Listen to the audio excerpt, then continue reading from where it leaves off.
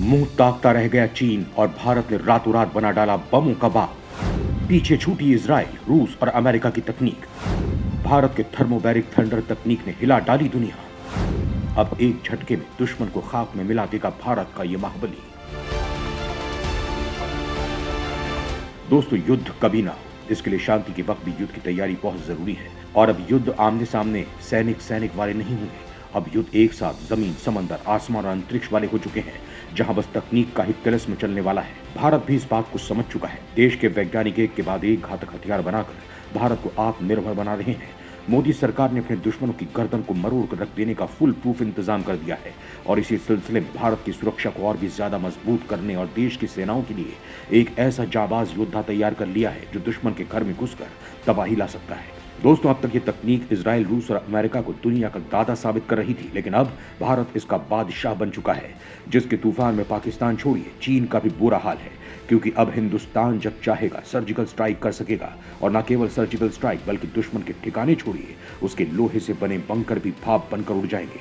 तो आखिर ये हथियार भारत के लिए कैसे गेम चेंजर साबित हो सकता है, और चीन ब्रह्मोस के बाद इससे क्यों परेशान है? भारत ने रातों रात बना डाला सभी बमों का बाग। इसकी ताकत आपके भी रोंगटे खड़े कर देगी। दोस्तों, हाल फिलहाल एक तो आर्मेनिया और अज़रबैजान और रूस यूक्रेन वॉर ने दुनिया के दिमाग की बत्ती जला डाली है। वो ये कि अगर आपके पास अपने हथियार और वो भी अत्याधुनिक हथियार हैं, तो आप युद्ध का पासा पलट सकते हैं।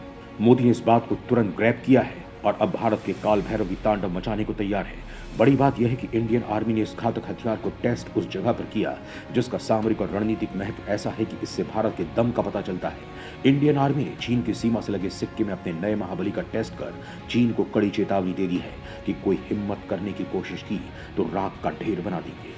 50 किलो वजनी भारतीय सेना का नया सिकंदर 120 किलोमीटर के दायरे में आने वाली हर चीज को पल में खाक में मिलाने में सक्षम है। जब से भारत ने इस हथियार का परीक्षण किया है, तब से चीन पाकिस्तान की जुबान हलक में आ गई है। दशकों की कड़ी मेहनत और लंबी रिसर्च के बाद भारत के रक्षा वैज्ञानिकों ने इस खास हथियार को तैयार किया है। इसकी सबसे खास बात यह है कि इसकी स्पीड जो 260 किलोमीटर की रफ्तार से चलता है। भारत का ये जो हथियार है उसे मेक इन इंडिया मिशन के तहत पूरी तरह से स्वदेशी तकनीक से बनाया गया है। दोस्तों, अभी कुछ वक्त पहले मध्य प्रदेश के जबलपुर स्थित ऑर्डिनेंस फैक्ट्री ने आत्मनिर्भर बम का आविष्कार किया है, जो पलक झपकते ही दुश्मन पर 100 या 200 नहीं बल्कि 10,300 वार करने में सक्षम है।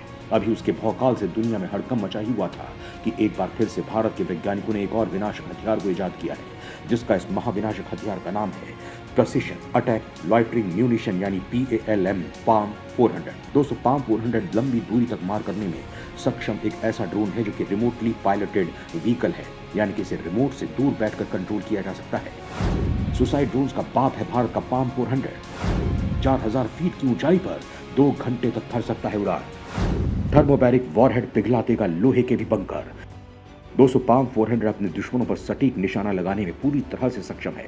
एक कैनिस्टर से लॉन्च किए जाने के बाद यह भाग रहे टारगेट को भी ढूंढ निकालता है, जिसमें हाई पावर कैमरे के साथ ही थर्मल सेंसर भी लगे होते हैं, जिससे हीट से अपने आप दुश्मनों को ढूंढ कर खत्म कर देता है।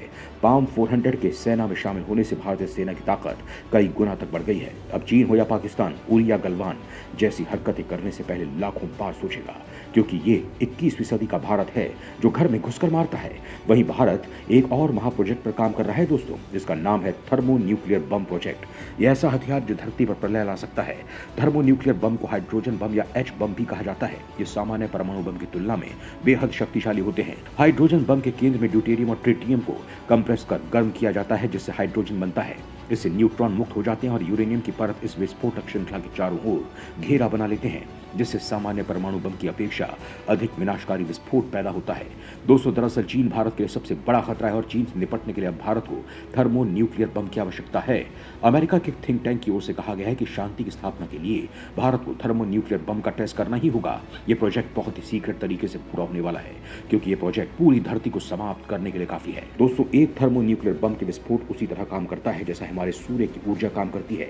ये पारंपरिक परमाणु बम से सैकड़ों गुना ताकतवर होते हैं। एक थर्मो न्यूक्लियर बम के धमाके से रोशनी, गर्मी और कई तरह के रेडिएशन निकलते हैं।